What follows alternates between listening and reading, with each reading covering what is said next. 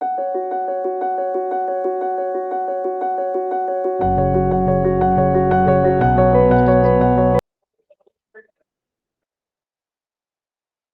वाली क्लास में हम लोग पढ़ रहे थे रिसर्च मेथड, और रिसर्च मेथड में हम लोगों ने पढ़ा था डिस्क्रिप्टिव रिसर्च मेथड। आज हमें पढ़ना है हिस्टोरिकल रिसर्च मेथड। ठीक है, कोई जल्दी से बताए कि डिस्क्रिप्टिव रिसर्च मेथड क्या होता है। सर, इसके अंतर्गत किसी घटना का वर्णन किया जाता है, इसे सर्वेक्षण भी मान सकते हैं। इसमें हम्म। घटना की जांच के तहत घटना की स्थिति का निर्धारण किया जाता है। और हम्म। सर्वेक्षण को सर हम परीक्षण विधि, प्रश्नावली, साक्षात्कार विधि, विश्लेषणात्मक भी कह सकते हैं।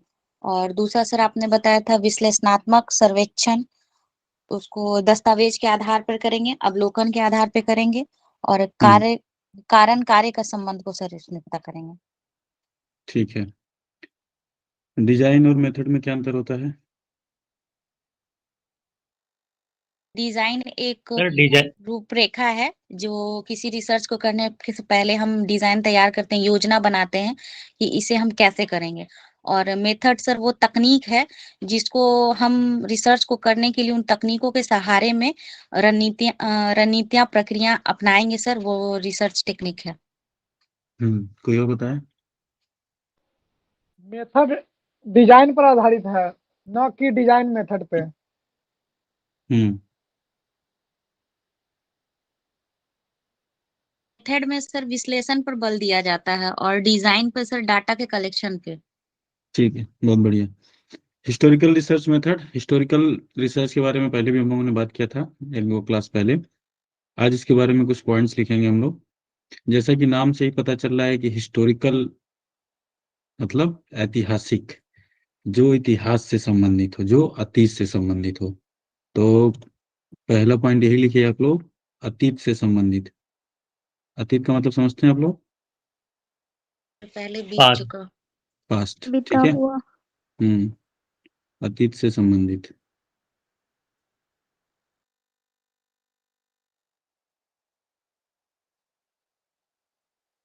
ऐसा रिसर्च मेथड जिसमें अतीत से संबंधित चीजों का विश्लेषण किया जाए, व्याख्या किया जाए। ठीक है, अतीत से जो संबंधित होगा उसको हम कहाँ देखेंगे, वर्तमान में देखेंगे या भविष्य में। भूतकाल में सर। वर्तमान में देखेंगे सर, वर्तमान में वर्त देखेंगे। वर्तमान तो में देखेंगे। वर्तमान हम्म। तो वर्तमान परिप्रेक्ष्य में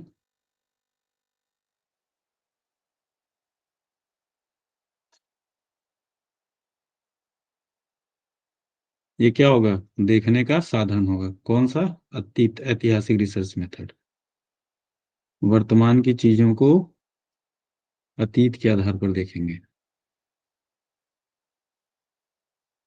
साधन,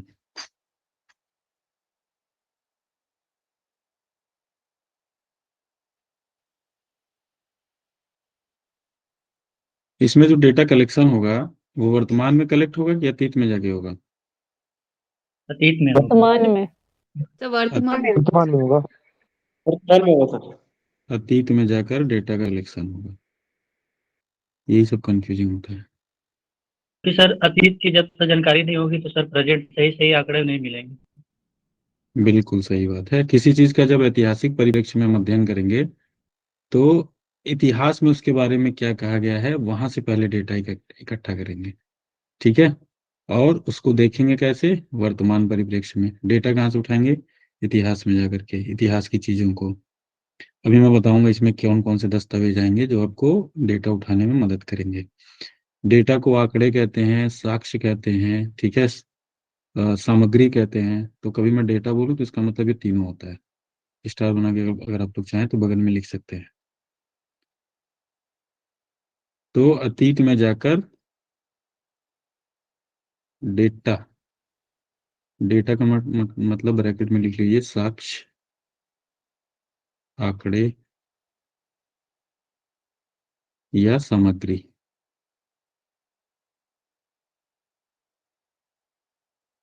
तो अतीत में जाकर डेटा एकत्र करना।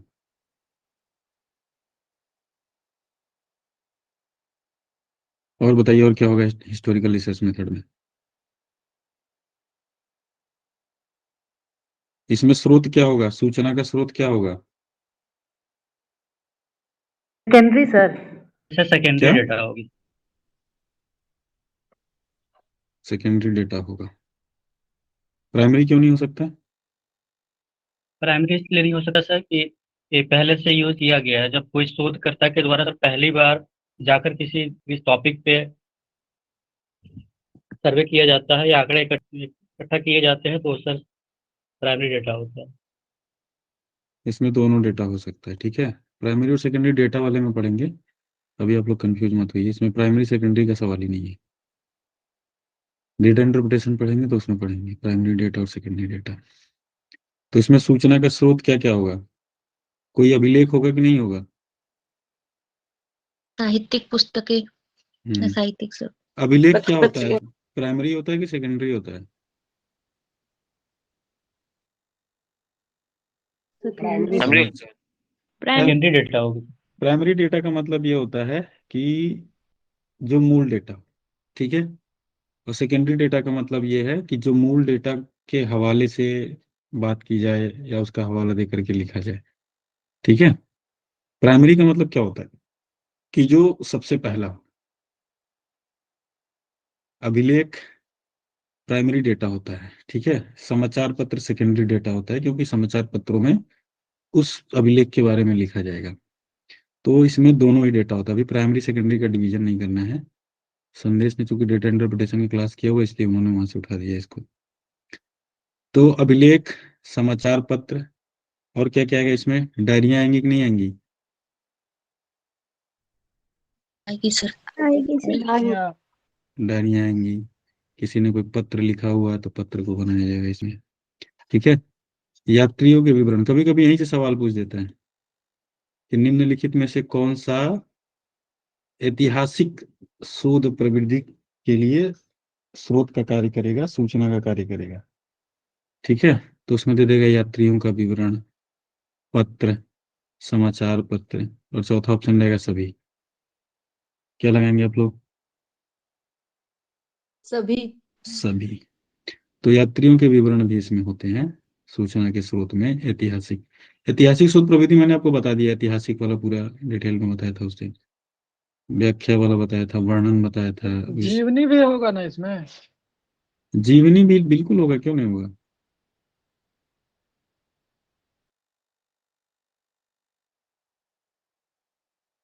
प्रेमचंद की जीवनी किसने लिखी है? उनकी पत्नी शिवरानी देवी। शिवरानी देवी। क्या नाम है किताब का? प्रेमचंद प्रेमचंद घर में। घर में। प्रेमचंद घर में। कलम का सिपाही किसने लिखा है? उनके पुत्र। उनके पुत्र ने लिखे। और कलम का मजदूर?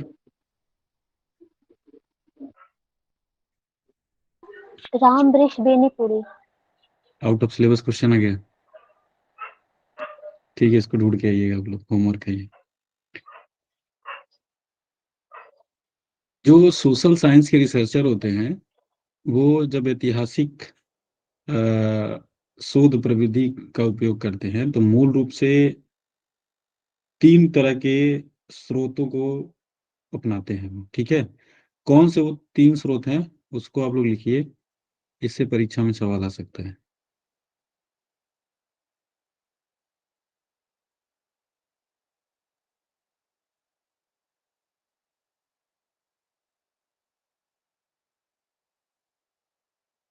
यहाँ लिखिए सामाजिक शोधकर्ता। सामाजिक शोधकर्ता का मतलब क्या हुआ? Social science researcher. हाँ, लिख लीजिएगा नीचे। सामाजिक शोधकर्ता का मतलब जो सोशल साइंस के रिसर्चर हैं, जैसे आप लोग हैं। तो आमतौर पर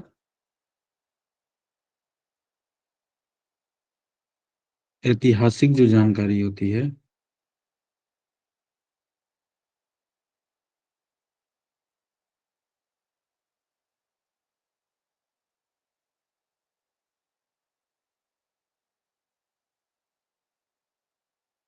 तीन प्रमुख स्रोतों पर निर्भर रहते हैं।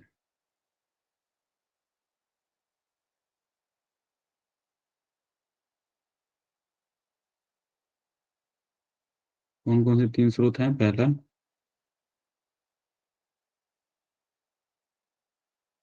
पहला वही आ जाएगा आपका, किताब कोई लिखा प्रॉब्लम हो। वो तो रिसर्च का होता है, रिसर्च में प्रॉब्लम होता है। यहाँ पे स्रोतों की बात हो रही है, ठीक है। किताब, समाचार पत्र, पत्र इतिहास में जो लिखे गए हैं अतीत में, ठीक है।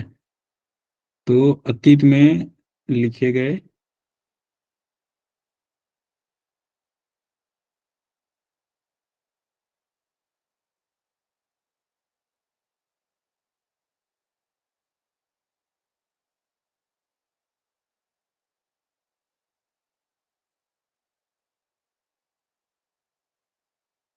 दूसरा, कानूनी दस्तावेज से, अगर कानून से रिलेटेड कुछ है उनका तो कानून से रिलेटेड दस्तावेजों पे करते हैं वो। और तीसरा वही जो पहले बताया मैंने आप लोगों को, जिसमें आपका विवरण, यात्रियों के विवरण आ जाएगा। मतलब जो किसी ने यात्रियों के विवरण, यात्रियों के विवरण में आप लोग किसी यात्री को याद कर पा रहे हैं जिसने इतिहास आया इंडिया में और लिखा, और उसको फिर आधार बनाया गया? हाँ, सैमसंग। ठीक है। तो इस तरह के यात्रियों के विवरणों को क्या बनाया जाता है? ऐतिहासिक जानकारी का आधार बनाया जाता है। बहुत सारे इतिहासकारों ने ये देखा है कि उन लोगों ने कैसे यहाँ के बारे में वर्णन किया है, तो उन सारी चीजों को शामिल किया जाता है ऐतिहासिक रूप से।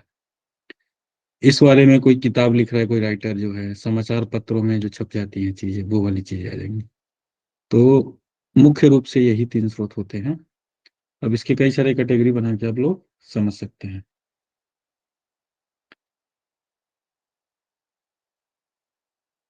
व्यक्तिगत दस्तावेज और सार्वजनिक दस्तावेज का मतलब समझते हैं आप लोग? Yes sir. बताइए, व्यक्तिगत दस्तावेज कौन सा होगा? व्यक्तिगत सर जो दस्तावेज होगा सर वो निजी होगा, अपना होगा।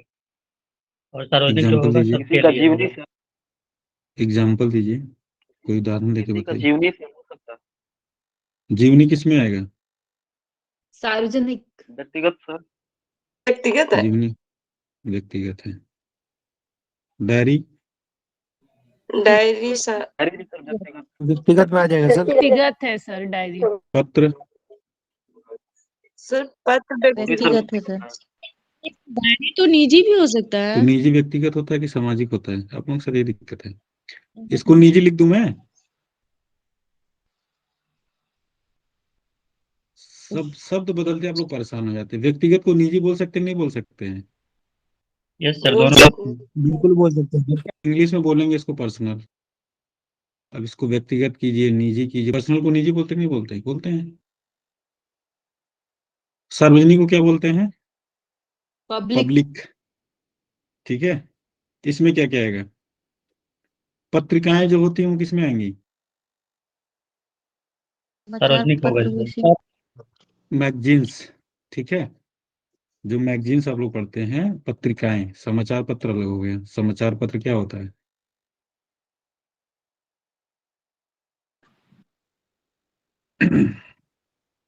अन्य कोई जो सांख्यिकी के आंकड़े जो पब्लिश किए जाते हैं, पब्लिक डोमेन में जो दिए जाते हैं, वो कौन से दस्तावेज होंगे? पब्लिक। सार्वजनिक होंगे, ठीक है। जैसे कोई जनगणना करवा रहा है, उसके डेटा जो है पब्लिक किया जाए, ठीक है।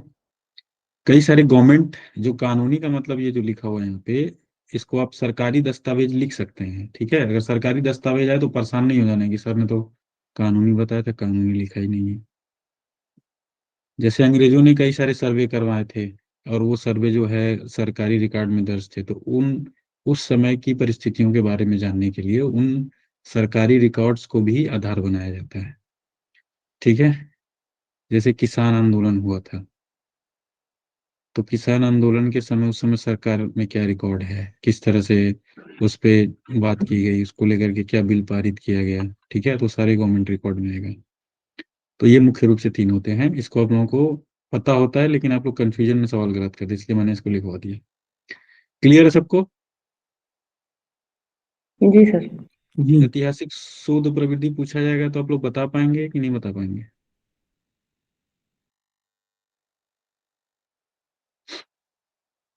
बता देंगे। बहुत बढ़िया। अगला कौन सा है? एक्सपेरिमेंटल। एक्सपेरिमेंटल। सिलेबस एकदम याद होना चाहिए। सिलेबस में सारी चीजें हैं, सिलेबस याद कर लीजिए, आप लोग लिख जाइए। कितने लोगों ने सिलेबस लिख लिया है? हमने लिखा है सर।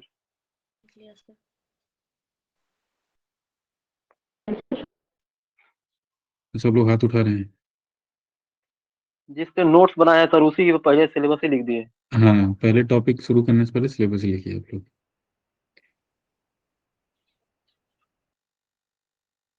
Experimental method.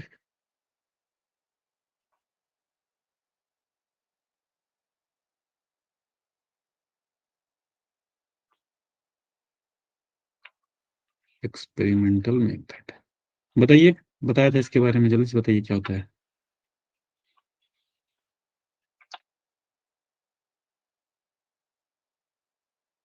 ये मुख्य रूप से साइंस में होता है। ये ठीक है, एक बात ये हो गई। सोशल साइंस में भी सर क्या इंटरव्यू के माध्यम से वो भी तो प्रायोगिक हो सकता है, किसी व्यक्ति पे प्रयोग करके किसी बातों का, विचारों का, क्वेश्चन पूछ के। साइकोलॉजिकल क्वेश्चन पूछकर। हाँ, जैसे केस स्टडी जो होता है, ये प्रयोगात्मक विधि है। ठीक है, जैसे मिड डे मील है। मिड डे मील का मतलब समझते हैं आप लोग? ये सर 1996। हाँ, मध्याह्न भोजन जो बच्चों को दिया जाता है प्राइमरी स्कूल में। मिड डे मील क्यों दिया जाता है बच्चों को? तो ताकि स्कूल आ सके वो। हाँ, नहीं ताकि सर, वो स्कूल आ सके। पोषण को पूरा करने के लिए, क्योंकि कई लोगों को सर ये पोषण ठीक से कारण नहीं और मिल प्रभाव पाता को है। दर्शाता है। हम्म ताकि उनके बौद्धिक और शारीरिक विकास के लिए जितने पोषण की आवश्यकता है उनको मिल जाए।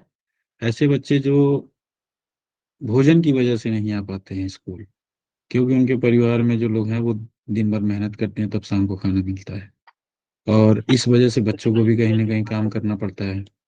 ठीक है, तो चूंकि राइट टू एजुकेशन, शिक्षा का अधिकार सरकार ने दिया है, तो एटलीस्ट प्राइमरी स्कूल के बच्चों तक, 5वीं तक के बच्चों तक अ, उनको भोजन दिया जाए, ताकि जो ड्रॉप आउट हो रहा है स्कूल से बच्चों का, वो कम किया जा सके और ज़्यादा से ज़्यादा बच्चों को शिक्षित किया जा सके। क्योंकि अगर वो अशिक्षित रहेंगे तो स्किल्ड होंगे कि अनस्किल्ड होंगे वो? अनस्किल्ड। और सर उसमें एक और कारण है कि अनस्किल्ड प्राइमरी हैं। स्कूल के बच्चों का लगभग 90% मस्तिष्क का विकास हो जाता है 8 से 9 साल तक में, इसलिए उसको पोषण की सख्त जरूरत हम्म होती है। हम्म ठीक है, तो जैसे मध्याह्न भोजन को लागू किया जाए कि नहीं किया जाए, उसका क्या फर्क पड़ रहा है? तो एक्सपेरिमेंट किया गया है। एक्सपेरिमेंट के लिए क्या किया गया? सबसे पहले एक दो स्कूलों में मध्याह्न भोजन लागू किया गया और देखा गया कि वहां पे जो बच्चों के स्कूल आने का अनुपात था उस पर क्या असर पड़ा। ठीक है, तो उससे पता चला कि इससे बच्चों के स्कूल आने की संख्या बढ़ गई। ठीक है, तो फिर उसके बाद से इस प्रयोग को आधार बना करके भारत के बाकी स्कूलों में भी इसको लागू किया गया। तो केस स्टडी होता है सोशल साइंस में। ये क्या होगा? है केस स्टडी, प्रयोगात्मक विधि होता है। केस स्टडी का मतलब यह होता है कि किसी घटना के, अगर आप लोग चाहें तो लिख सकते हैं इसके आगे, किसी घटना के उदाहरण को आधार बनाकर बाकी जगहों पे लागू करना। ठीक है, उसको बोलते हैं केस स्टडी। केस का मतलब होता है कि केस टू केस बेसिस, कि किसी खास केस में, घटना में क्या उसका प्रभाव पड़ा। ठीक है, जैसे भारत में हायर एजुकेशन की जो स्थिति है, अगर उस पर केस स्टडी किया जाए तो हम क्या करेंगे कि विश्व में ऐसे देश जहाँ पे शिक्षा, उच्च शिक्षा की बेहतर स्थिति है, वहाँ पे कुछ एग्जाम्पल उठाएंगे। जैसे सिंगापुर, तो सिंगापुर के यूनिवर्सिटीज में जो इंफ्रास्ट्रक्चर है और बाकी चीजें हैं, जिससे स्टूडेंट में लर्निंग प्रोसेस बढ़ता है, थिंकिंग प्रोसेस बहुत ज़्यादा बढ़ता है, जिससे वो रिसर्च की तरफ बढ़ते हैं। तो एक दो एग्जाम्पल वहाँ कर लेंगे। और पूरी कहानी की तरह होता है, वो उठाएंगे और वो केस स्टडी होगा और फिर उसको इंडिया के किसी जगह लागू करके देखेंगे कि इसका क्या रिस्पॉन्स आ रहा है, क्या इंडिया में उसका असर पड़ रहा है, अगर पड़ रहा है तो फिर बाकी जगहों पे लागू करेंगे। ठीक है, तो ये होता है केस स्टडी का मतलब। जो हायर लेवल के एग्जाम होते हैं जैसे यूपीएससी वगैरह एग्जाम होते हैं, तो वहां पे अगर आप उत्तर लिखते समय केस स्टडी लिखते हैं तो उसका बहुत ज्यादा असर पड़ता है, उसमें आपको बहुत ज्यादा मार्क्स मिलते हैं। तो केस स्टडी जो है, निबंध अगर आप लिखते हैं तो उसमें केस स्टडी बहुत ज्यादा इम्पोर्टेंट होता है। केस स्टडी अगर आप देखें तो जो आपने अगस्त काउंटे को पढ़ा था प्रत्यक्षवाद, तो केस स्टडी उसका सबसे बड़ा एग्जाम्पल है। प्रत्यक्षवाद को जब आप सोशल साइंस में लेकर के आते हैं तो वो क्या हो जाता है?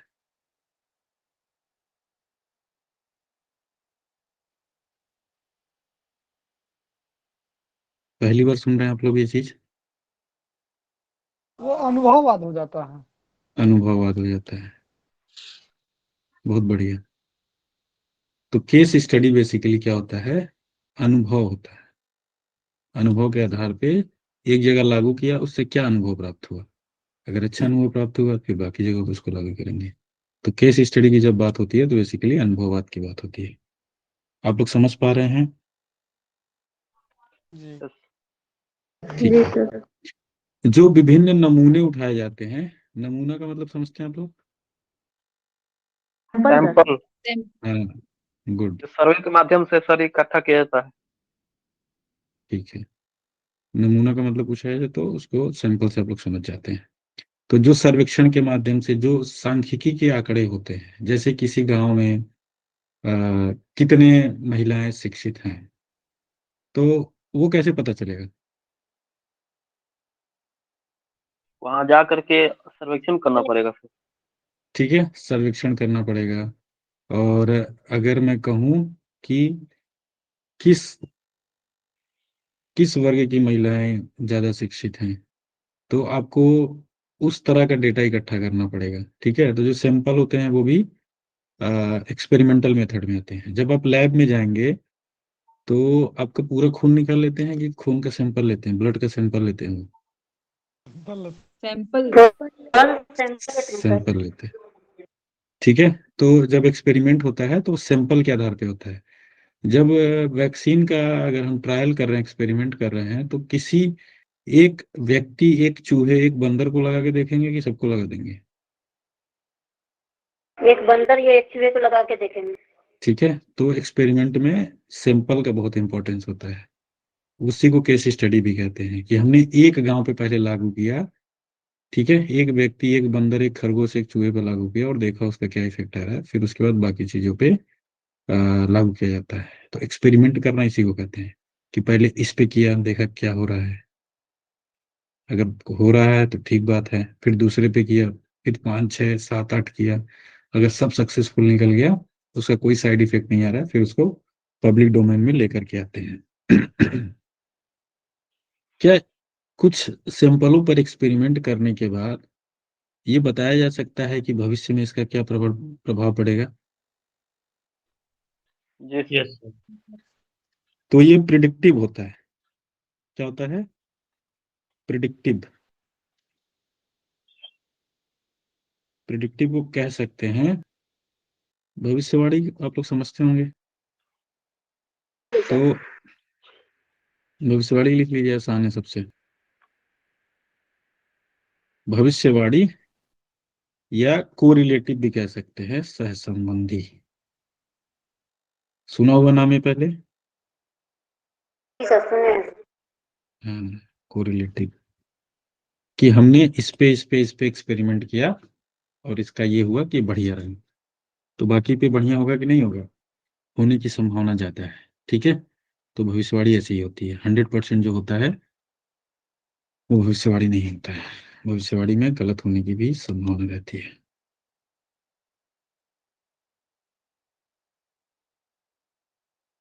तो एक्सपेरिमेंटल मेथड जो होता है, ये बेसिकली जो घटनाएं होती हैं, घटनाओं की जो भविष्यवाणी होती है, उसको लेकर के विभिन्न घटनाओं के संबंधों के आधार पर इसमें एक निष्कर्ष पे पहुंचा जाता है। आप लोग लिखना चाहेंगे? Yes sir. जी जी sir.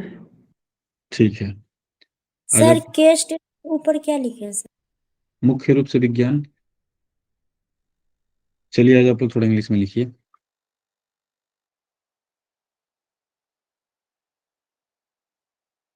It is oriented towards discovery of. Discovery का मतलब क्या होता है? खोज। रिसर्च का मतलब क्या होता है? शोध, अनुसंधान। रिसर्च का मतलब खोज नहीं होता है। शोध सर। खोज होता है कि नहीं होता है, ये बताइए। होता है होता है होता सर। है। होता है। फिर आप लोग इतने कंफ्यूज क्यों हैं? पहली क्लास में बताइए। It is oriented toward discovery of basic relationship among phenomenon as a means of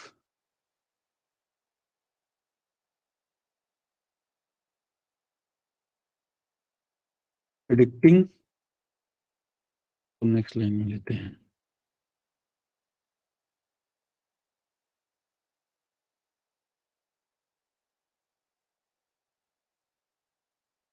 and eventually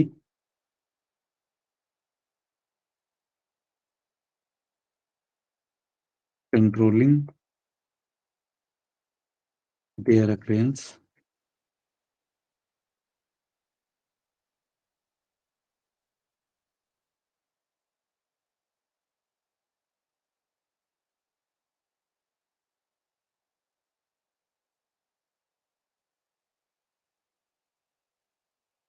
OCCURANCE।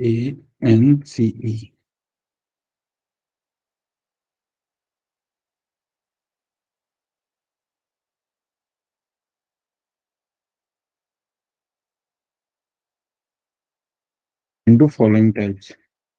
It is oriented toward discovery of basic relationship among phenomenon as a means of predicting and eventually controlling their occurrence into following times।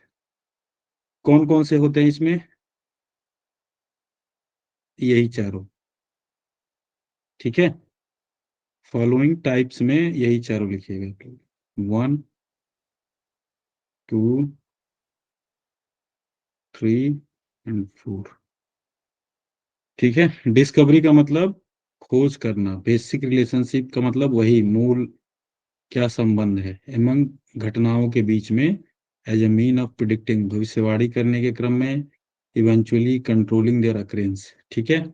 और उन घटनाओं के घटित होने के कारण क्या है। जब किसी घटनाओं के बीच में आप लोगों ने ये पढ़ा कि शोध में जो सामाजिक सोशल साइंस के स्टूडेंट होते हैं वो समाज में घटने वाली घटनाओं के बारे में अध्ययन करते हैं।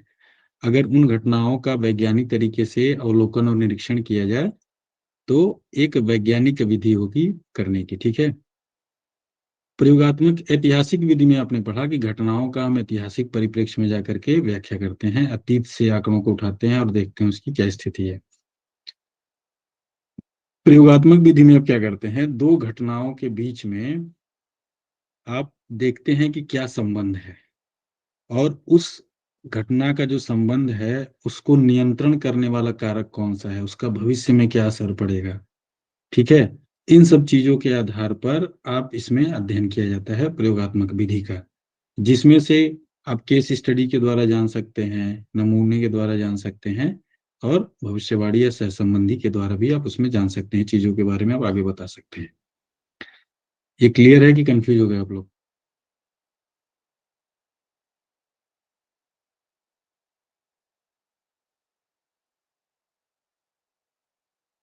साफ है सब? ठीक है सर। बाकी लोग बताएं। बहुत सन्नाटा, सब लोग लिख रहे हैं इसलिए सन्नाटा है। सर लिख ले। ठीक है, लिख लीजिए आप।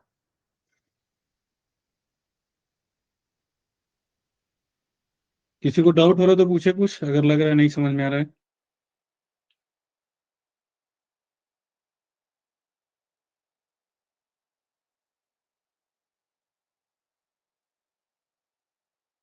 चुप आदमी दो स्थिति में रहता है, या तो सब समझ में आ रहा है या तो कुछ समझ में नहीं आ रहा है। तो आपकी चुप्पी से पता नहीं चल रहा मुझे, क्या मैं तो मान के चलूं? भविष्यवाणी वाले में कुछ नहीं समझ में आ रहा है, बाकी ऊपर तो तीनों दिख रहा है कि मनुष्य मुख्य रूप से भविष्यवाणी वाले विज्ञान। नहीं समझ में आ रहा। आपने तीन चार घटनाओं की सीरीज, माइक ऑफ, तुरंत ऑफ, आवाज इको होती है मेरी। मैंने आपको बताया कि आप जब दो तीन घटनाओं के बीच में संबंधों का अध्ययन करते हैं, चाहे वो केस स्टडी के माध्यम से हो, चाहे नमूनों के माध्यम से हो, तो क्या आप ये नहीं बता सकते हैं कि भविष्य में इसका क्या फल निकलेगा, क्या निष्कर्ष निकलेगा? बता सकते। आपने मिड डे मील को दो तीन स्कूलों पे लागू किया, दो तीन घटनाएं, केस स्टडी, ठीक है, केस को घटना भी बोलते हैं। तो आप ये बता सकते हैं, अगर 5 स्कूलों पे आपने लागू किया मिड डे मील को और 5 स्कूलों में स्टूडेंट के आने का प्रतिशत बढ़ गया, तो क्या आप भविष्यवाणी नहीं कर सकते हैं कि मिड डे मील को अगर देश में लागू किया जाए तो आने का, छात्रों के स्कूल में आने का प्रतिशत बढ़ जाएगा? कर सकते हैं? यस सर, सैम्पलिंग के द्वारा सर। तो यही तो कह रहा हूं मैं आपसे, एक्सपेरिमेंट के द्वारा ही तो होता ही है। जब आप एक्सपेरिमेंट करते हैं, आपने कोरोना का वैक्सीन बनाया और उसको 5-6 स्तर पे उसकी जांच करके सब पे टेस्ट किया और देखा सब पे पॉजिटिव आया, सब लोग ठीक हो गए, तो क्या आप भविष्यवाणी नहीं कर सकते हैं कि इस वैक्सीन से हर एक व्यक्ति ठीक हो सकता है? Yes sir. ये आपको कैसे पता चला? वो जिससे अप्लाई किए वो ठीक हो गया, उससे प्रयोग के पता द्वारा चला। सर, एक्सपेरिमेंटल प्रयोग के रिसर्च द्वारा। मेथड के द्वारा, एक्सपेरिमेंटल रिसर्च मेथड के द्वारा आपको ये पता चला, ठीक है? प्रयोगात्मक शोध पर विधि के द्वारा आपको ये चीज पता चला, यही कह रहा हूं तब से। तो आपको ये सारी चीजें याद रखना। पूछेगा परीक्षा में केस स्टडी किससे संबंधित होता है? Number 1 descriptive research method, number 2 historical research method, number 3 experimental research method, number 4 none of the above. कौन सा सही होगा? First sir. फर्स्ट या थर्ड वाला? Experimental sir. वाला होगा। एक्सपेरिमेंटल, थर्ड वाला होगा। प्रयोगात्मक। हाँ हाँ, एक्सपेरिमेंटल का वो कुछ भी लिख देगा परीक्षा में हिंदी में, कोई गारंटी नहीं कि प्रयोगात्मक लिखे, कुछ भी लिख सकता है, उस समय जो अनुवाद हो जाएगा वही लिख देगा, ठीक है? इंग्लिश में शब्दकोश नहीं लिखेगा ना? क्या? इंग्लिश में तो एक्सपेरिमेंटल लिखेगा। इंग्लिश में एक्सपेरिमेंटल ही लिखेगा, हाँ, तो तो इसलिए दोनों आप लोग पढ़ लीजिएगा। नेक्स्ट कौन सा है?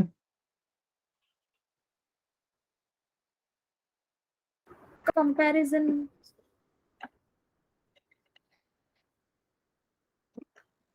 क्वांटिटेटिव है। हाँ कंपैरिजन तो बता ही दिया था मैंने, वो सिलेबस में नहीं है आपके, अभी सिलेबस वाला कर रहे हैं हम लोग। तो अब आपके दो बच गए, जिसको बोलते हैं क्वालिटेटिव, ये तो आप लोग मुझसे अच्छा जानते हैं, मुझे बताने की जरूरत नहीं। Qualitative and quantitative sir. हम्म अब आपको प्रयोग के आधार पे बताना है, रिसर्च के आधार पे बताना है कि अगर क्वांटिटेटिव रिसर्च की बात होगी, आर का मतलब रिसर्च, ठीक है, एम का मतलब मेथड, क्वांटिटेटिव रिसर्च मेथड और क्वालिटेटिव रिसर्च मेथड। आप लोग मुझे बताइए, अगर मैं एंथ्रोपोलॉजी की बात करूंगा तो वो किस में आएगा? क्वालिटेटिव में आएगा कि क्वांटिटेटिव में आएगा? क्वांटिटेटिव में।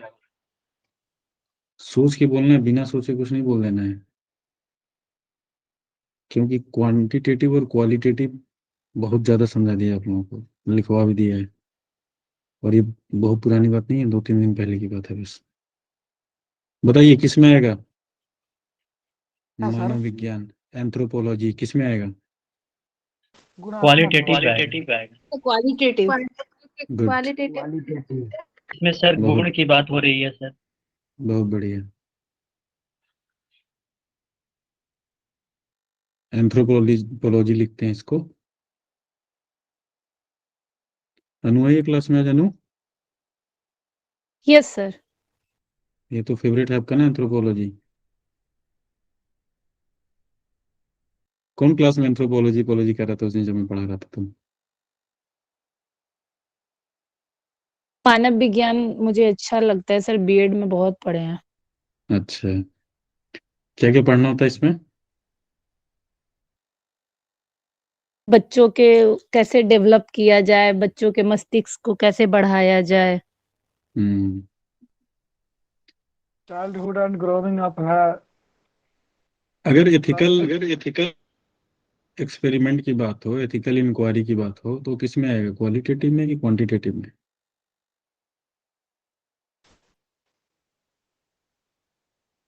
क्वांटिटेटिव क्वालिटेटिव इंक्वायरी की बात हो रही है सर, एक क्वांटिटेटिव होगा सर। अच्छा, इंक्वायरी की बात हो रही है तो क्या होगा, क्वांटिटेटिव होगा, मात्रात्मक? नहीं सर, मात्रात्मक होगा या क्वांटिटेटिव सूचनात्मक तो में। हुआ। एथिकल इंक्वायरी की बात हो रही है, एथिकल, एथिक्स का क्या मतलब होता है? एथिक्स सर हमेशा व्यक्ति के व्यवहार से संबंधित होता है, गुण से संबंधित है सर। तो फिर आप लोग गुणात्मक तो फिर आप लोग इंक्वायरी के इतना पीछे क्यों भाग रहे हैं? मैंने आप लोगों को बताया ना कि जिसके साथ कोई शब्द जुड़ा होता है उसी के अनुसार वो व्याख्या करता है। इंक्वायरी शब्द लगने से ही कोई मात्रात्मक नहीं हो जाएगा। एप्टीट्यूड जिसके साथ जुड़ेगा उसकी विशेषता बताएगा कि अपनी विशेषता बता देगा? जिसके साथ जुड़ेगा उसकी सर। तो लास्ट वाले वर्ड पे कभी आप लोग मत जाइएगा, ठीक है? गांठ बांध लीजिए इसको। जो उसके पहले वर्ड है एथिकल, ठीक है, एथिकल इंक्वायरी करना है। इंक्वायरी का मतलब पूछताछ करना, किसी के गुणों के बारे में पूछना। ऐसा नहीं है पूछताछ होगा तो मात्रात्मक ही होगा। कोई जरूरी है पूछताछ कोई ऐसा करे जिसको मापा जा सके? कोई जरूरी है? नहीं सर। आप लोग सो रहे हैं, क्लास बंद किया जाए? नहीं सर, जाग रहे हैं।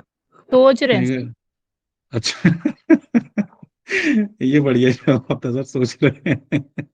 ये सिंपल था सर, फर्स्ट वर्ड पे केयर नहीं किया सर। एथिकल एंड नैतिकता की बात हो रही है सर, इसलिए क्वालिटेटिव हाँ होगा सर। हाँ, ठीक है।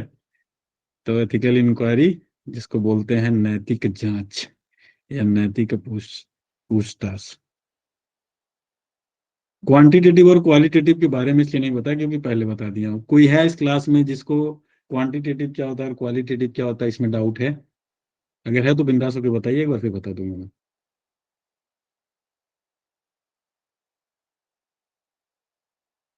कोई नहीं है, क्योंकि सब कई बार बता चुका हूँ मैं, कई सारे पॉइंट लिखवा चुका हूँ इस पे, तो इसलिए मैं नहीं बता रहा हूँ। मात्रात्मक का मतलब ऐसा होता है जिसको मापा जा सके, गुणात्मक का मतलब ऐसा होता है जिसको मापा ना जा सके। ऑब्जेक्टिव क्वेश्चन किस में आएगा? मात्रात्मक में sir, universal truth, universal truth. मात्रात्मक में। मात्रात्मक। क्या बात है, जबरदस्त, हम लोगों को सब पता है, कुछ बताने की जरूरत नहीं है। अगर किसी घटना की व्याख्या की जा रही है तो मात्रात्मक होगा कि गुणात्मक होगा? गुणात्मक होगा सर। गुणात्मक होगा। और अगर किसी घटना की व्याख्या करने के लिए डेटा इकट्ठा किया जा रहा है तो वो क्या होगा? मात्रात्मक। बता सर। मात्रात्मक होगा। क्या बात है, जबरदस्त। अब कोई बताएगा कि क्यों जो डेटा इकट्ठा कर रहे हैं वो क्यों मात्रात्मक होगा? सर वो आंकड़ा हो। क्योंकि वो फिर लिखा जा सकता आंकड़ा निश्चित होता है। क्या बात है, यूनिवर्सल ट्रूथ इंटीग्रल होता है। है।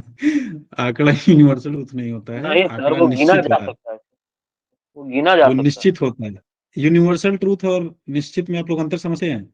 यस सर, अगर कोई बोल रहा है कि 26 है तो वो 26 ही रहेगा, वो थोड़ी 36 हो जाएगा।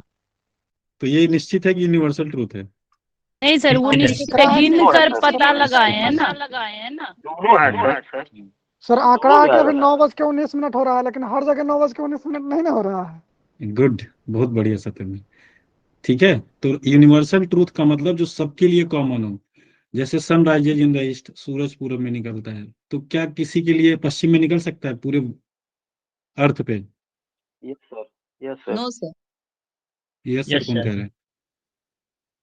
सर इसकी साहित्य में वो हो सकता है उल्टा। अगर आप इस तरह समझेंगे तो कभी सवाल सही नहीं होगा। जो लोग कह रहे हैं कि साहित्य में हो सकता है, यहाँ पे साहित्य की बात हुई, नहीं सर। यहाँ पे यूनिवर्सल ट्रूथ की बात हो रही है। जब परीक्षा में जो क्वेश्चन पूछा जाए आपको क्वेश्चन पे स्टिक रहना है। अगर आप क्वेश्चन छोड़ करके बाकी चीजों पे सोचना शुरू किए तो जीवन में कभी सवाल आपका सही नहीं होगा। लिख के रख लीजिए इसको। वो बहुत बड़े चिंतक हो सकते हैं, सवाल नहीं सही होगा उनका। इसलिए कभी भी जो दायरा दिया जाए उस दायरे में रिसर्च की पहली विशेषता बताई गई है, कंट्रोलिंग, नियंत्रण में रहना है। अभी यूनिवर्सल ट्रूथ की बात हो रही है तो सर हो सकता है, अब कहेंगे कि सर जो मंगल पे रहता है उसके लिए हो सकता है, कह सकते हैं। जो बुद्ध पे रहता है उसके लिए हो सकता है। क्या क्वेश्चन आएगा मंगल और बुद्ध से, प्राणियों से रिलेटेड? No sir. नहीं आएगा। ठीक है, तो इस तरह की उल जुल तर्क नहीं देना है, इसको कुतर्क बोलते हैं। लॉजिकल वे में बात कर रहे हैं। Sun rises in the east, कुत्ते भौंका करते हैं, ये यूनिवर्सल ट्रूथ है। पूरे विश्व का कोई ऐसा कुत्ता नहीं होगा जो म्याऊं करेगा, सब भौंकेंगे। ठीक है, तो जो सबके लिए कॉमन हो वो होता है यूनिवर्सल ट्रूथ। अब जैसे सत्येंद्र ने कहा 9:25 हो रहा है, कोई जरूरी नहीं कि अमेरिका में भी 9:25 हो, तो वो एक निश्चित है कि 9:25 हो रहा है, तो उस डेटा से जो संबंधित लोग हैं उन सबके लिए 9:25 ही होगा। 9:25 होना कोई यूनिवर्सल ट्रूथ नहीं है। ठीक है, क्योंकि इससे ज्यादा अब नहीं समझाया जा सकता। अगर इतना समझाने के बाद भी आप लोगों को समझ में नहीं आए चीजें, तो कुछ नहीं कहा जा सकता, क्योंकि फिर आप लोग समझना ही नहीं चाहते। क्लियर है सबको? Yes sir. Yes sir. हाँ, सर बहुत ज्यादा छिलका छिलेंगे ना प्याज में तो कुछ नहीं बचेगा फिर। उतना तो ही अब प्याज तार्किक ही होना है खत्म हो जितना जाएगा। समझ में आ जाए। हाँ, चलिए अब कुछ और एग्जांपल देता हूँ और आप लोग बताएंगे कि किस में आएगा, तो मुझे पता चल जाएगा कि आप लोग अच्छे से समझते हैं। ऑब्जर्वेशन किस में आएगा? अवलोकन। गुणात्मक। क्या बात है, मात्रात्मक में आएगा सर। मात्रात्मक कौन कह रहा है? नहीं सॉरी सर, गुणात्मक में आएगा। अब लोग अवलोकन सबका एक होगा कि अलग अलग होगा? अलग अलग होगा। ठीक है, तो अब अवलोकन आपका आ जाएगा गुणात्मक में। चलिए, कुछ सांख्यिकी के आंकड़े हैं, वो क्या होगा? मात्रात्मक। मात्रात्मक होगा। मात्रात्मक होगा। वो आंकड़े सबके लिए निश्चित हैं। अच्छा, मैंने एरो लगा दिया तो आपको लगा अगला बोलूंगा तो मात्रात्मक ही होगा, कोई जरूरी नहीं, मैं इसका भी बोल सकता हूँ।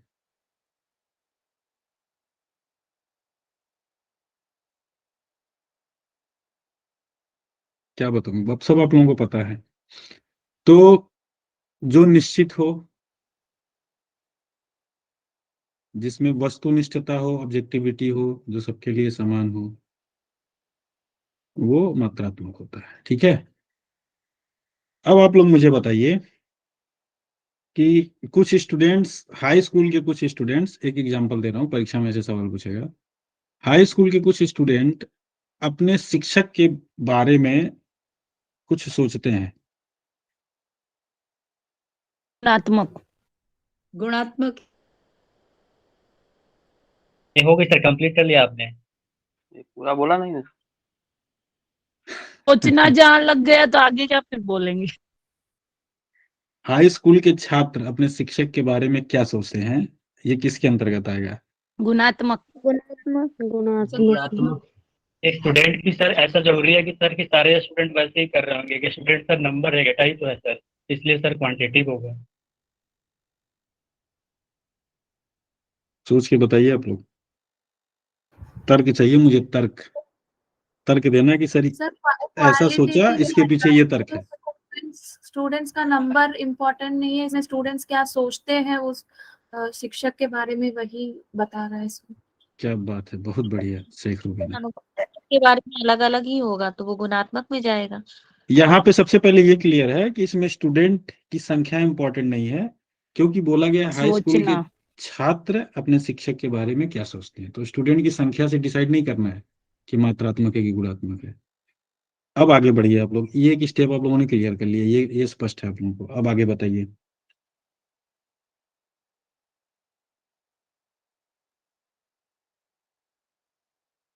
आगे बताइए कि क्या होगा, ये सोच रहे हैं तो क्या होगा, मात्रात्मक होगा कि गुणात्मक होगा? गुणात्मक होगा सर। सर ये गुणात्मक ही होगा, क्योंकि सर सोच का इसका मेजरमेंट नहीं हो सकता है सर, वो कितना सोच रहा है, क्या सोच रहा है, कोई यूनिट नहीं बनाया गया है। सर कोई सब यूनिट अलग नहीं अलग बना। सोचेंगे बस और सबकी सोच अलग अलग होगी सर। सोच अलग अलग होगा सबका। जी सर। ये होगा मात्रात्मक। पूछिए आप लोग कैसे? कैसे होगा क्योंकि सोचेगा उसमें आंकड़ा भी हो सकता है ना। बिल्कुल, आंकड़ा भी हो सकता है। और सबसे आंकड़ा जो होता है वो जो आ, आंकड़े कोई जरूरी नहीं होता कि हमेशा नंबर में भी हो। ठीक है, आंकड़े और भी होते हैं जो नंबर में नहीं होते हैं। जैसे मात्रात्मक और गुणात्मक में अंतर यह है ऑब्जेक्टिविटी का। ऑब्जेक्टिव हो जो सबके लिए समान हो। मैंने बोला कि हाई स्कूल के छात्र,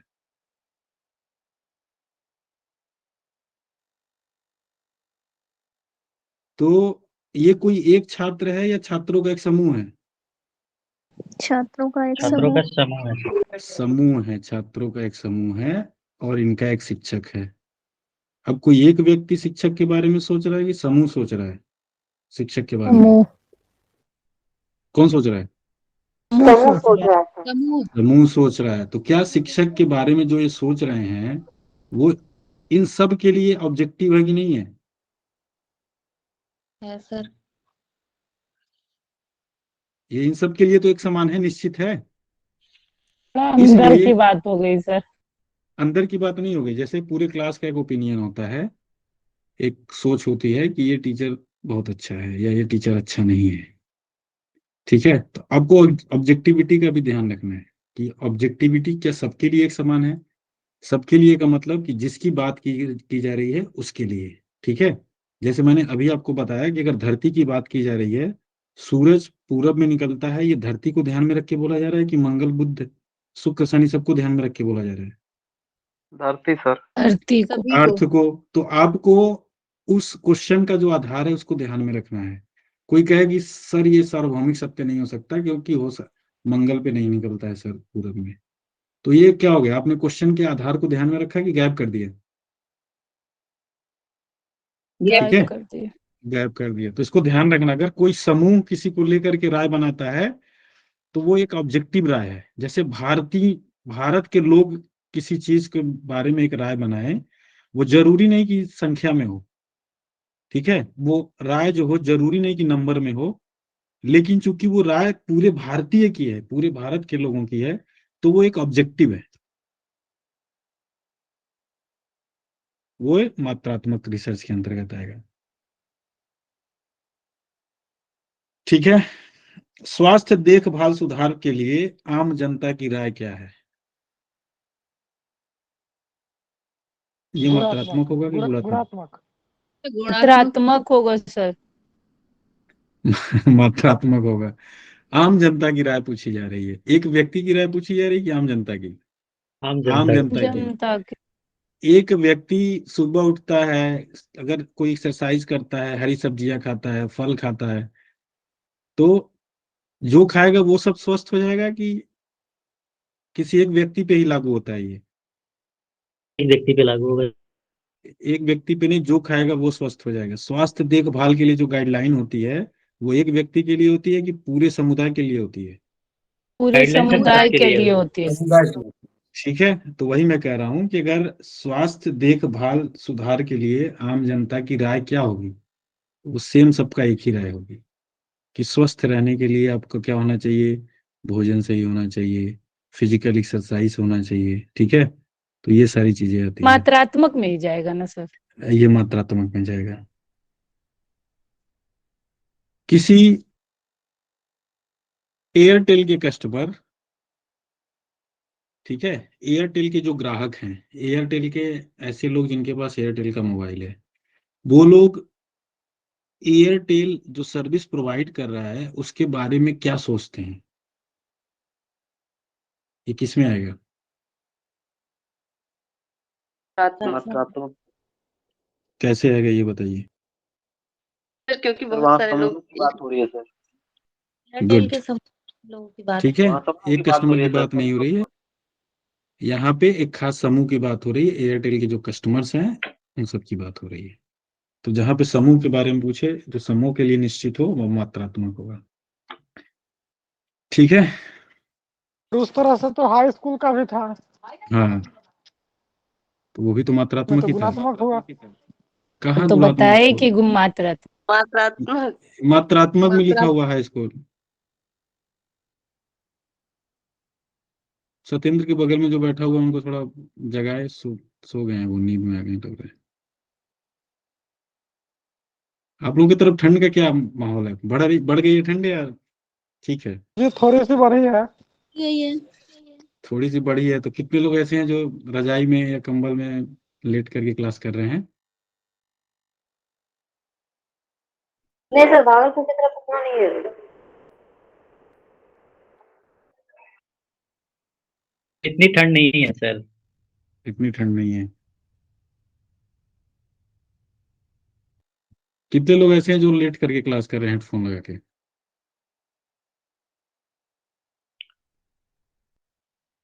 कोई नहीं है, सब लोग बैठ के क्लास कर रहे कोई करेगा वही सर, बताएगा पूरे। हैं। दूसरों से झूठ बोलना आसान, अपने आप से नहीं। बिल्कुल सर, लिख रहे हैं तो फिर लेटेंगे कैसे? लिख रहे हैं तो लेटेंगे कैसे? बहुत सारे लोग हैं जो लिख ही नहीं रहे होंगे। चलिए अब आगे बढ़ते हैं। और इस तरह से आपने ये दूसरा पॉइंट भी पूरा पढ़ लिया, मेथड्स ऑफ रिसर्च। इसमें मेथड्स दिया हुआ है, आपने डिजाइन भी पढ़ा रिसर्च का, experimental, descriptive, historical, qualitative, quantitative. अब आते हैं स्टेप्स ऑफ रिसर्च पे।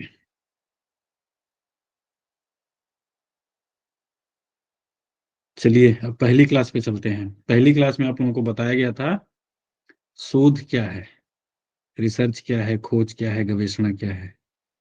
तो जल्दी से बताइए आप लोग, जो 2 लाइन में बताया था मैंने वो बताना है।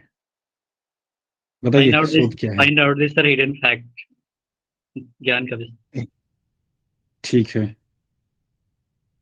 नए तथ्यों की खोज। और सर पुराने की खोज, हिडन फैक्ट्स जो उनमें छुप गए हैं उनको निकाल के। ठीक है, और पुराने तथ्यों की नई व्याख्या। या तो नया ज्ञान आएगा या तो पुराने ज्ञान की नई व्याख्या होगी। नई व्याख्या, व्याख्या करने के लिए क्या मायने रखेगा?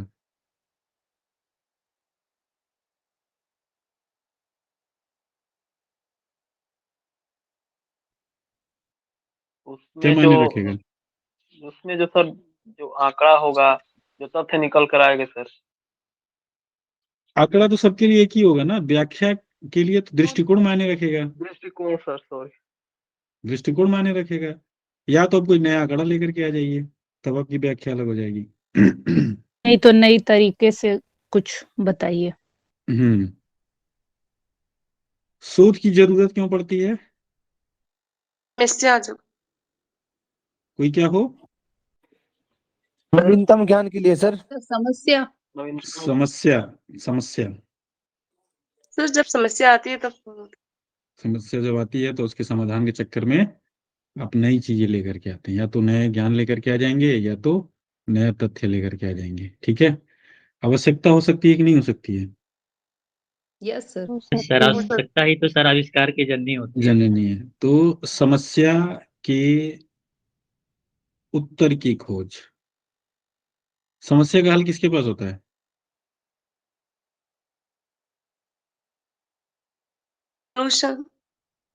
किसके पास?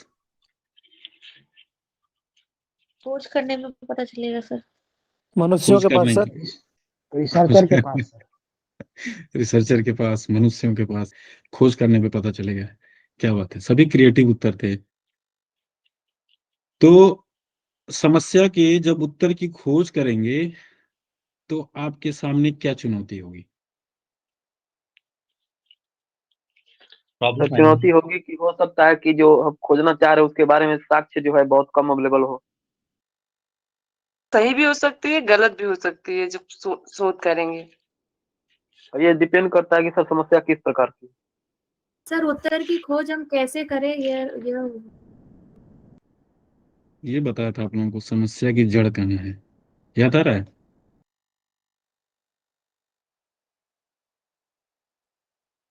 समस्या की जड़ कहाँ है, पहले ये तो पता करेंगे। जी सर। समस्या के उत्तर की खोज के लिए पहले ही आप बाहर की तरफ भागेंगे कि पहले अंदर की तरफ आएंगे? पहले उसका जड़ खोजेंगे सर। पहले उसका जड़ खोजेंगे। जड़ खोजने के लिए आपको समस्या को अच्छे से समझना होगा कि नहीं समझना होगा? हाँ समस्या को समझना होगा, उसके बाद यस फिर सर। किसी भी चीज को किसी भी चीज को अच्छे से समझने के लिए क्या किया जाता है? इसके बेस को समझना पड़ता है। बेस को समझना पड़ता है, उसकी संरचना को समझना पड़ता है। ठीक है, कि उसकी संरचना कैसी है, बनावट कैसी है।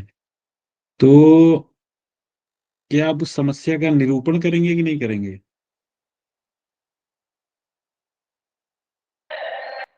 जी सर। निरूपण का मतलब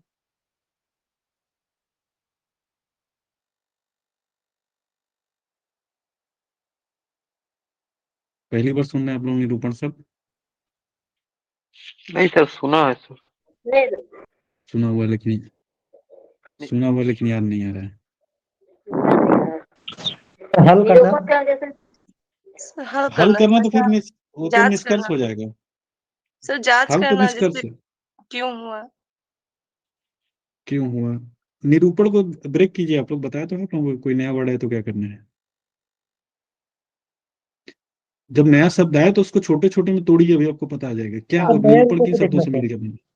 अलग अलग तरीकों से, कैसे छह देखना? रूपों अलग से अलग सर। तरीकों से, अलग अलग तरीकों से देखना। अलग अलग तरीकों से देखना, ठीक बात है, ये आ जाएगा। और न्यू ऑब्जर्वेशन सर, नई नया रूप अवलोकन को। देना। नया रूप देना। और रूपण का मतलब क्या होता है?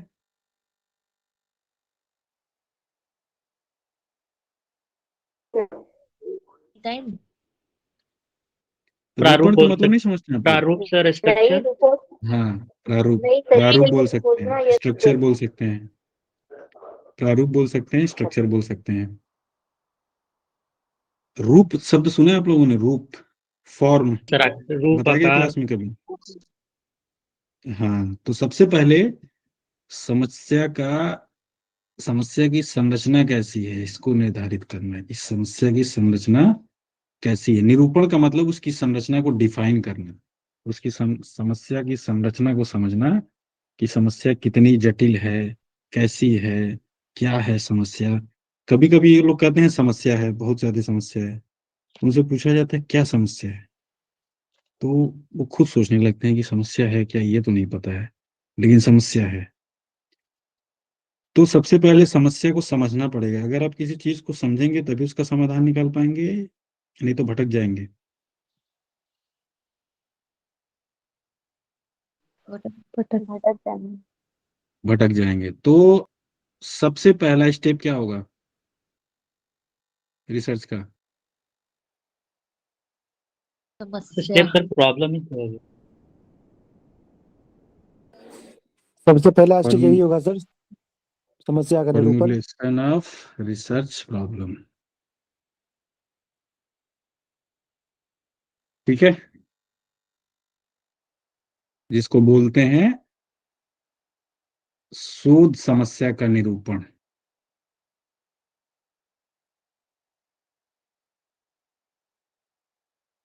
पहले समस्या की संरचना क्या है, समस्या क्या है वो समझेंगे आप।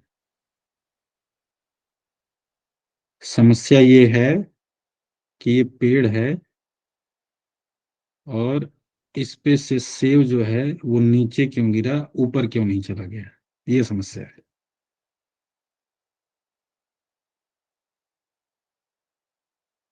जब समस्या का निरूपण कर लेंगे, उसकी संरचना को समझ लेंगे, तो आप ये देखेंगे उस समस्या से जुड़े हुए क्या क्या स्रोत हैं आपके पास। स्रोत का मतलब साल एविडेंस। डेटा आपके पास क्या क्या है, जिससे जिससे उस समस्या को एक प्रत्यक्ष रूप से लाया जा सकता है। ठीक है, जब कोई समस्या आप सोचते हैं तो उसको सपोर्टिंग फैक्ट चाहिए कि नहीं चाहिए आपको, क्योंकि वो तो आपकी इमेजिनेशन में है। आपको सपोर्टिंग फैक्ट चाहिए, तो उसके लिए क्या चाहिए आपको? व्यापक साहित्य समीक्षा, जिसको बोलते हैं एक्सटेंसिव लिटरेचर रिव्यू।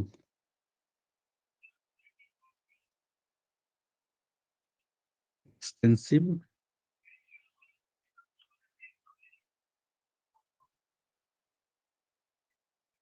LIT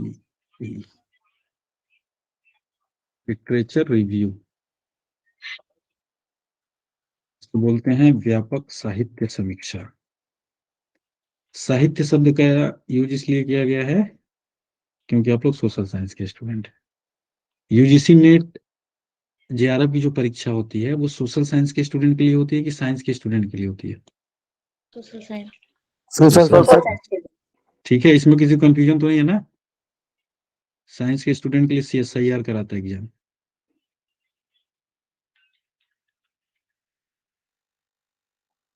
व्यापक साहित्य समीक्षा।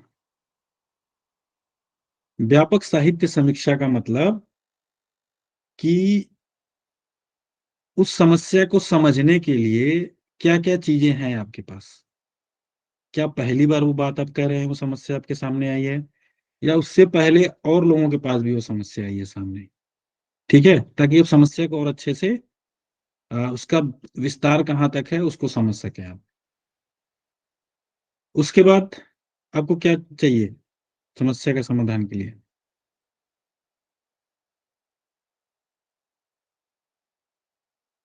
कारण।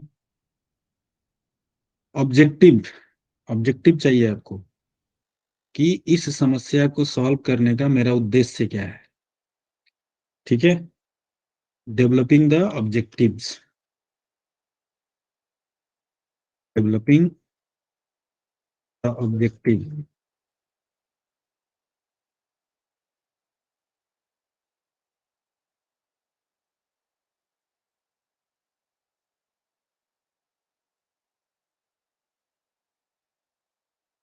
उद्देश्य को विकसित करना।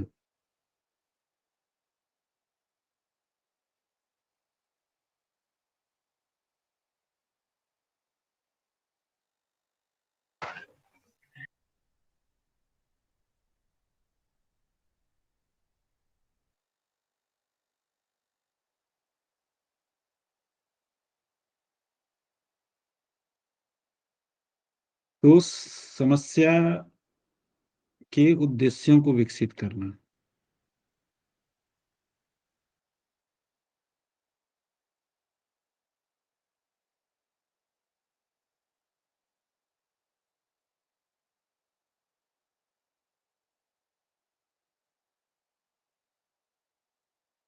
आपका ऑब्जेक्टिव क्या है?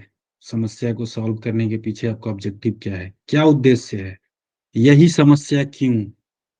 ठीक है, ऑब्जेक्टिव का मतलब कि यही समस्या क्यों उठाया आपने।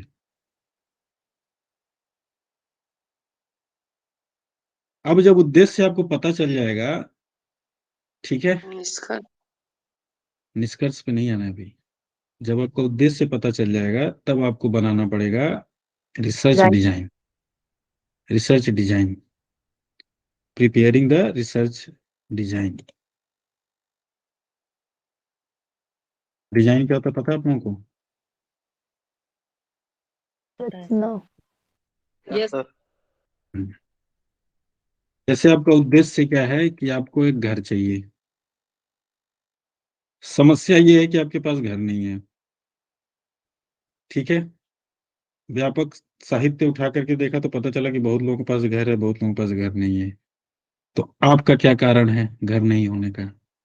तो मेरे पास घर होने का कारण ये है कि मैंने घर ही नहीं बनवाया। तो अब घर क्यों बनवाना चाहते हैं? घर इसलिए बनवाना चाहता हूँ कि मेरी शादी हो गई है, मुझे गाड़ी मिली हुई है, और मेरे बच्चे होने वाले हैं। शादी होने के बाद बच्चा ही होता है। तो इन सारी चीजों को सुरक्षित रखने के लिए एक छत चाहिए जिसके नीचे मेरी गाड़ी भी खड़ी हो जाए, मेरे बच्चे भी अच्छे से पैदा हों, मेरा परिवार आगे बढ़े। ठीक है, तो उसके लिए क्या करना होगा? आपको ऑब्जेक्टिव भी पता चल गया कि मुझे घर इसलिए चाहिए ताकि मेरे परिवार, गाड़ी, गार्डन, जो भी मेरी रिक्वायरमेंट है वो सारी चीजें आ जाए। तो उसके बाद आप क्या करेंगे? घर का नक्शा बनवाएंगे कि नहीं बनवाएंगे? सीधे घर बनवाना शुरू कर देंगे? सब प्लॉट लेंगे।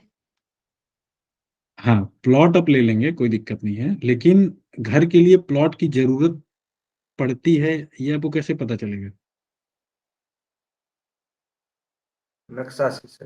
हाँ, जब आप बनवाएं, जब आप उसके नक्शे पे विचार करेंगे, जब उसका डिजाइन बनाएंगे तो आपको पता चलेगा डिजाइन में क्या क्या चीजें चाहिए। बताया था आप लोगों को जमीन चाहिए, मिस्त्री चाहिए, सीमेंट चाहिए, सरिया चाहिए। तो अब लिस्ट बनाना है। डिजाइन का मतलब ब्लूप्रिंट बनाना, बताया था अपने को। ठीक है, तो इसको क्या बोलेंगे, सैंपल डिजाइन बोलेंगे कि नहीं बोलेंगे? जी सर। तो इंक्लूडिंग सैंपल डिजाइन भी लिख लीजिए आप लोग। ये सिंपल डिजाइन है, ये मेन चीज नहीं है, ये सिंपल है। मेन चीज इसी पे आधारित होगी। घर बनाने से पहले जो ब्लूप्रिंट बनाते हैं आप लोग, या ब्रैकेट में लिख लीजिए ब्लूप्रिंट। पहले समझा दिया अच्छे से कि डिजाइन क्या होता है, इसलिए यहाँ लिख रहा हूँ। मेथड से पहले डिजाइन इसीलिए बताया था तुमको। अब एक चीज तो क्लियर हो गया ना कि डिजाइन मेथड से पहले आएगा। Yes sir. यस ठीक सर। है। क्या करेगा, परीक्षा में स्टेप दे देता है और 4 दे देगा ऑप्शन, चारों में 4 स्टेप लिख देगा और कहेगा सीक्वेंस में लगाइए, कौन सा पहले आएगा कौन सा बाद में आएगा। ठीक है, एक चीज आपको पता है कि मेथड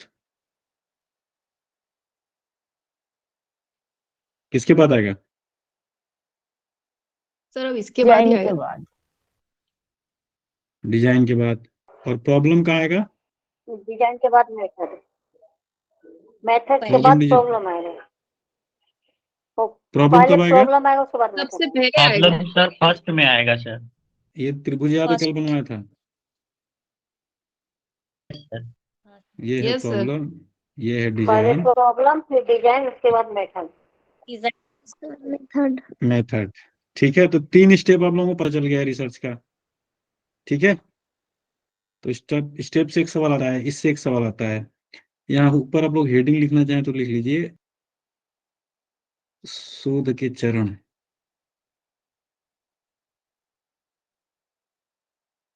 स्टेप्स ऑफ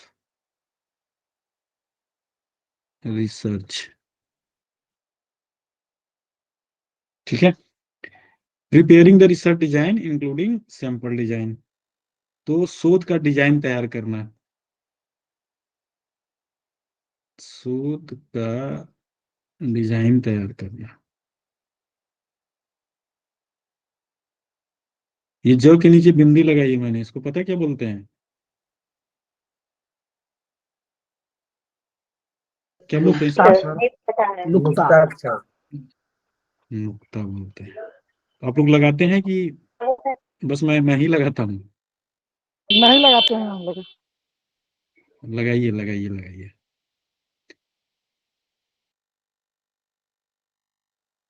एक डॉट भी उद्देश्य के साथ लगाया जाता है, बिना उद्देश्य के मैं एक डॉट भी नहीं लगाता।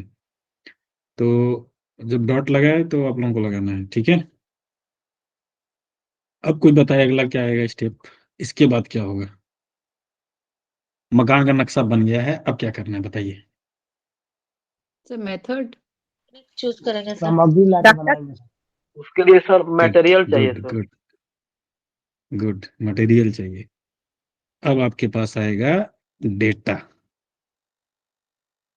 डेटा एकत्र करना, कलेक्टिंग ऑफ डेटा। पहले जमीन तो खरीद लीजिए, बाकी सामान तो लेके आइए, फिर मेथड अपनाइएगा, क्या दिक्कत है? डेटा सेम रहता है। ठीक है, डेटा में डेटा अलग नहीं होगा, डेटा सेम रहेगा। डेटा का विश्लेषण बहुत इंपॉर्टेंट होता है। ठीक है, अगर आपने खूब बढ़िया सीमेंट लगाया लाया है खरीद के, और लाल वाला जो मोरंग बोलते हैं, लाल बालू को क्या बोलते हैं आप लोगों के, मोरंग, जो एमपी तो से लाल आता है, वाले भी बोल। लाल बालू बोलते हैं। अपने लाल बालू से दीवार बहुत मजबूत होती है। एक वाइट रेत होता है, रेत तो कमजोर होती है दीवार, लाल बालू थोड़ी महंगी पड़ती है। सर इसीलिए पहले के जितने भी सर बनाए गए हैं जो मतलब किला वगैरह होता है वो लाल बलुआ पत्थर से ही बना गया। लाल बलुआ पत्थर ईटा का सब्स्टिट्यूट है, बालू का सब्स्टिट्यूट नहीं है रोहित। हाँ सर। समझ पा रहे हैं आप लोग? तो गलत डायरेक्शन में चला गया, आपने एग्जाम्पल दिया, गलत एग्जाम्पल दिया। बालू जो होता है वो सीमेंट के साथ मिल करके ईंट को मजबूती देता है, जोड़ को। ठीक है, किलो में लाल बलुआ पत्थर को जोड़ा जाता था मसाले से। वो मसाला पता नहीं ऐसा मसाला वो बनाते थे कि वर्षों तक चलता था। तो उसमें पत्थर की जगह अगर ईंट भी लगाते तब भी जोड़ उतना ही मजबूत होता है, क्योंकि मसाले की बात हो रही है, ईंट या पत्थर की बात नहीं हो रही है। ठीक है।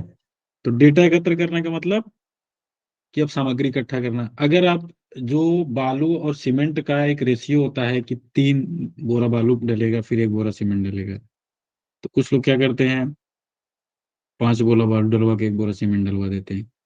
कौन प्राणी होते हैं ऐसे? बिल्डर। ठेकेदार, builder.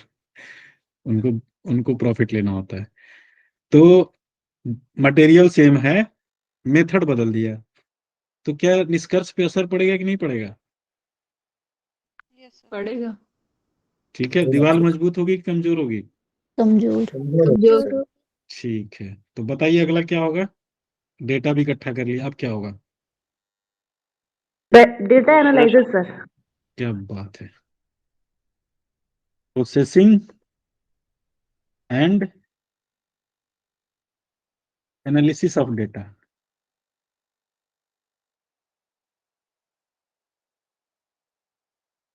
Analysis of data.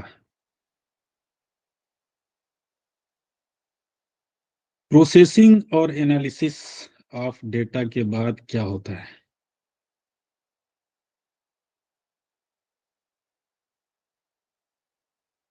Hindi में लिख लीजिए, डेटा का प्रसंस्करण। प्रोसेसिंग कंप्यूटर का शब्द है, सीपीयू प्रोसेसिंग करता है। जब आप डेटा इनपुट करते हैं तो सीपीयू में प्रोसेसिंग होता है। There are 2 part of CPU, CU and ALU, control unit, and number second is that arithmetic and logical unit. ठीक है। तो डेटा का प्रोसेसिंग होता है, प्रोसेसिंग होने के बाद क्या होता है कंप्यूटर में? रिजल्ट। उसकी जांच होगी सर। वो होता है ना, प्रोसेसिंग के बाद वो डिस्प्ले करता है। कहाँ डिस्प्ले करता है? On the monitor. On the monitor, monitor पे डिस्प्ले करता है। इसीलिए उसको बीडीयू भी बोलते हैं, वीडियो डिस्प्ले यूनिट। पढ़ेंगे हम लोग, आईसीटी जब पढ़ेंगे तो बताऊंगा डिटेल में। बताइए अब क्या होगा? डेटा का प्रसंस्करण हो गया है, विश्लेषण हो गया है, जनरलाइजेशन। क्या होगा? जनरलाइजेशन सर, सामान्यकरण और व्याख्या। सर वर्गीकरण। ये तो उसी में आ गया ना, प्रोसेसिंग और एनालिसिस। डिपेंड करेगा ना कि आप एनालिसिस वर्गीकरण करके करते हैं या स्टेप बना के करते हैं या कैसे करते हैं। It's a part of analysis, वर्गीकरण। It's a part of processing. Data का विश्लेषण करना है, अब आपके ऊपर है, आप उसको वर्गीकृत करके विश्लेषण करते हैं या सब घुमा मुआ करके विश्लेषण करते हैं, मिला देते हैं उसी में। सुना है शब्द आप लोगों ने, घुमा मुआ करना? जी मतलब सब कुछ एक ही में। बना हाँ, देंगे वो तो संश्लेषण हो जाएगा। संश्लेषण हो जाएगा। ठीक है, अगला क्या होगा सर बताइए? इसके बाद सर जांच होगी सर। क्या जांच होगी? जो सर हाइपोथेसिस होगी या हाइपोथेसिस की जांच तो रिजल्ट आने के बाद होगी ना।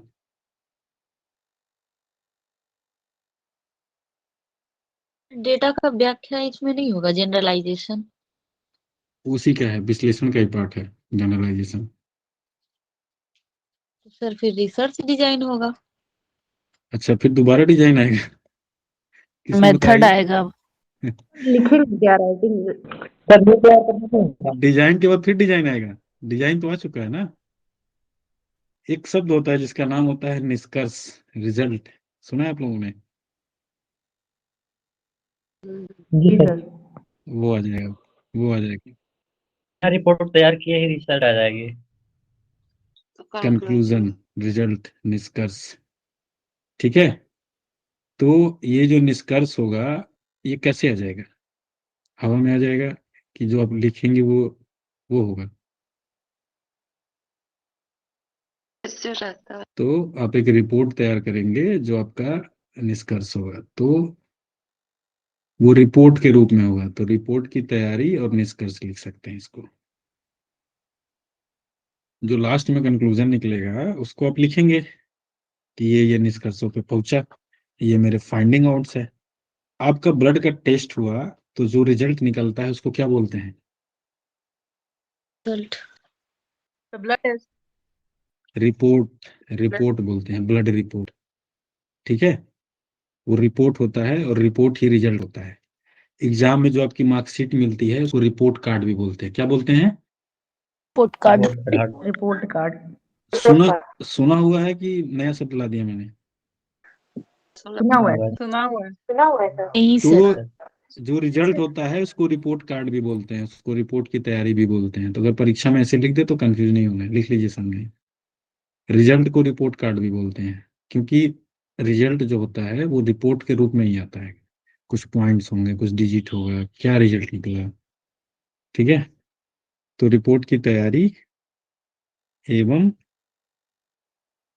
परिणाम भी कहते हैं इसको। अगर परिणाम आ जाए तो इसको हाइपोथेसिस भी बोल सकते हैं सर इसको। हाइपोथेसिस परिकल्पना होती है, बताऊंगा मैं आपको, अभी डिटेल में बताऊंगा।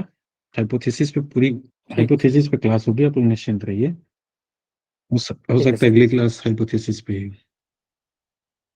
Okay sir. ठीक है, हाइपोथेसिस बहुत इंपॉर्टेंट है, वो एक सेगमेंट है, उस पर करेंगे बातचीत। अभी आपको एक मकान के एग्जाम्पल के माध्यम से एक शोध का स्टेप बताया मैंने, क्या आप लोग इसको समझ पाए या कठिनाई हुई?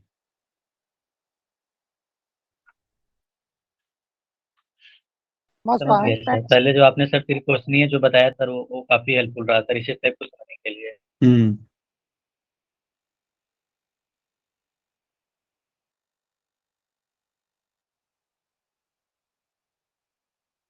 बताइए, आप लोग कुछ कह रहे हैं, मैं सुन नहीं पाया सही से। No sir. समझ आ गया सर। समझ में आ गया सबको? Yes sir. ठीक है, मैं पूछ सकता हूँ आप लोगों से? सर इन सारे स्टेप्स में हम किस मेथड से शोध करेंगे वो किस पर आएगा सर? क्या बात है, इसी सवाल का इंतजार था मुझे। शेख रूबीना, इस बार आपका जेआरएफ हो रहा है। इसका मतलब पढ़ना मत छोड़ देना, पढ़ाई करते रहना, पूरी संभावना है। मैं भविष्यवाणी नहीं करता हूँ, उम्मीद है सर। संभावना व्यक्त करता हूँ। ठीक है, संभावना गलत भी हो सकती है, मुझे भविष्य नहीं पता। अगर मुझे भविष्य पता तो सबसे पहले मैं अपना देख लेता। देख लेता कि नहीं? हाँ, तो संभावना कुछ तथ्यों के आधार पे होती है, जिसको एक्सपेरिमेंटल मेथड बोलते हैं। अब जो बता देगा कि इसमें मेथड कहाँ है, उसका भी जेआरएफ पक्का है। पेपर 2 संभाल लेना आप लोग, ठीक है? क्योंकि पेपर 2 में आपकी क्या स्थिति है मुझे नहीं पता, उसमें भी लाना होता नंबर, केवल पेपर 1 के भरोसे नहीं निकलेगा। अब जो बता देगा कि इन से 7 स्टेप्स में से मेथड वाला स्टेप कौन सा है, उसका भी जेआरएफ पक्का है, क्योंकि मेथड आपको पढ़ा दिया है। डाटा कलेक्शन और नंबर पे सर छठा वाला, सर Data छठा collecting। वाला प्रोसेसिंग एनालिसिस। क्या बात है, जबरदस्त कन्हैया। तो कन्हैया का भी जेआरएफ पक्का है अगली बार। मैं क्लास में बोलने से बचता हूँ, लेकिन बोल दिया मैंने, तो आप लोग ऐसा नहीं है कि पढ़ाई करना बंद कर देंगे, पढ़ते रहेंगे। अगर आप लोग पढ़ेंगे परीक्षा तक तो 100% जेआरएफ होगा। मेथड में क्या बताया था मैंने आप लोगों को? मेथड वाला जल्दी से नोट्स खोल लीजिए, डिजाइन और मेथड पढ़ाते हुए जो मैंने बताया था। ये कल पढ़ के आएंगे, 10 बजने वाला, आप लोग सोने के समय हो गया ना, मैं भूल जाता हूँ। No sir. कल पढ़ के आएंगे, कंटिन्यू कीजिए सर। Yes sir. नहीं कल। Sir continue. कल पढ़ के आएंगे। Yes sir. जल्दी से बताइए, नोट्स खोल के देखिए, मैंने नोट्स खोल दिया। यहाँ पे विश्लेषण किसमें लिखा हुआ है, रिसर्च मेथड में कि रिसर्च डिजाइन में? मेथड में सर। सर मेथड में। रिसर्च देख पा रहे हैं आप लोग, देख पा रहे हैं इसको, नोट्स को? सर मेथड में। मेथड में, तो विश्लेषण जो है उसको मेथड भी बोलते हैं। अभी हाइपोथेसिस पे भी बात करूंगा कल, आपको हाइपोथेसिस भी मिलेगा, इसमें सब मिलेगा। मैं बस आप लोगों को ना खेलना सिखा रहा हूँ कि शब्द चेंज करूंगा तब भी आप लोग पकड़ लेंगे। परीक्षा में यही करता है, 7 ही स्टेप है, घुमा घुमा के पूछेगा उसी में। लोगों को लगता है अरे बाप रे कौन सा नया स्टेप आ गया, कुछ नहीं, शब्दों का खेल है। जो विश्लेषण है, इतना डिटेल में मैंने लिखवाया आप लोगों को इतना क्लैरिटी के साथ इतना डिटेल में कहीं नहीं है, मुझे खुद नहीं कहीं मिलता है। मैं तो लिखवाता हूँ, मुझे अगले दिन याद भी नहीं रहता कि क्या क्या लिखवा दिया उसमें। इसलिए आप मुझसे बोलता हूँ नोट शेयर कर दें ताकि मैं भी देख लूँ कि क्या लिखवाया हुआ उसमें। रिसर्च डिजाइन और मेथड के बारे में इतना क्लियरिटी से अंतर कहीं दिया हुआ है? कोई बताएगा मुझे किसी बुक में? नहीं। No sir. अगर आप लोगों ने देखा होगा तो बहुत सारे लोग तो देखते भी नहीं है, तो बहुत सारे लोग देखते हैं तो उन्हें नहीं पता दिया भी नहीं हुआ चलता सर। है कि अगर आपको आइडिया ही नहीं होगा तो आपके सामने हीरा गिरा होगा, आप समझ ही नहीं पाएंगे, आपके लिए तो कांच का टुकड़ा है। ठीक है, क्योंकि आपको आपका लेवल ही नहीं वहां तक है कि आप उसकी जांच कर सके। तो विश्लेषण जो होता है वो इसी को मेथड बोलते हैं। आप विश्लेषण के लिए कौन सी पद्धति अपनाते हैं, कैसे करते हैं, इसको क्या बोलते हैं? Research method. यहाँ पे लिख लीजिए आप लोग। और मैंने हमेशा आप लोगों को बोला है, अभी बोला था कॉमन सेंस लगाने के लिए, कि मेथड हमेशा डिजाइन के बाद आएगा। तो इसका मतलब 4 के पहले तो मेथड नहीं था। क्लियर है?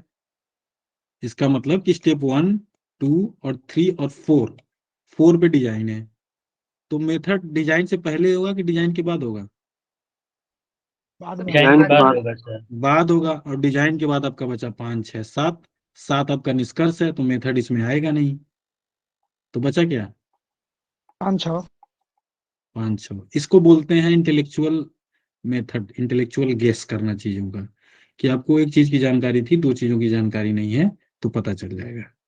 ठीक है, अब 5, 6 बचा। अब आपको लगाना है यहाँ पे कॉमन सेंस, कि डेटा को इकट्ठा करने की मेथोडोलॉजी नहीं होती है। डेटा को इकट्ठा कैसे करना है ये आपका मूल उद्देश्य है, कि समस्या का समाधान करना आपका मूल उद्देश्य है? समाधान कर। समस्या का समाधान करना। समाधान करना मूल उद्देश्य है। तो जिस तरीके का आप ठीक। समस्या का समाधान करना चाहते हैं उसी तरीके की आपकी प्रोसेसिंग करनी होगी, उसी तरीके का डेटा का विश्लेषण करना होगा ना, तभी तो समाधान कर पाएंगे। जी सर। तो जी। आपको 5 और 6 में से आपका ज्यादा संभावना इस पे आ रही थी, और ये मारते आप इंटेलेक्चुअल गेस, जो कि तुक्का नहीं होता। तुक्का में कड़ बक्कड़ मम्मी बोल होता, तो उसमें डिजाइन के पहले वाला पे भी मार देते आप, 1, 2, 3, 4 पे भी मार देते, तो वो होता है तुक्का। आप लोग समझ पा रहे हैं परीक्षा में क्वेश्चन कैसे करना है सॉल्व आप लोगों को?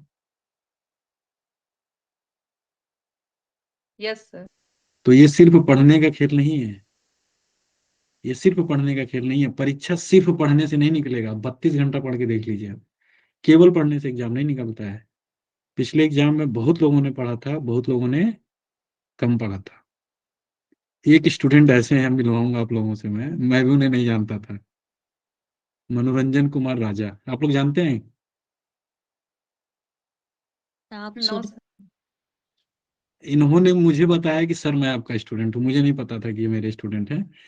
कुछ दिनों तक क्लास किया था इन्होंने, ये ग्रुप में है क्या? इन्होंने बोला कि सर मैंने आपका नोट्स पढ़ा था ग्रुप से। मैंने कहा मैं आपको जानता ही नहीं, आप मेरा नाम ले रहे हैं। कह रहे नहीं सर, अब मैंने आपका नोट्स पढ़ा था, मैं कुछ दिन क्लास में आया था, फिर कुछ खास वजहों से तबीयत खराब होने की फैमिली में किसी या कुछ और, तो सर मैं क्लास नहीं कर पाया, लेकिन सर मैं ग्रुप में था और आपके नोट्स पढ़ता था।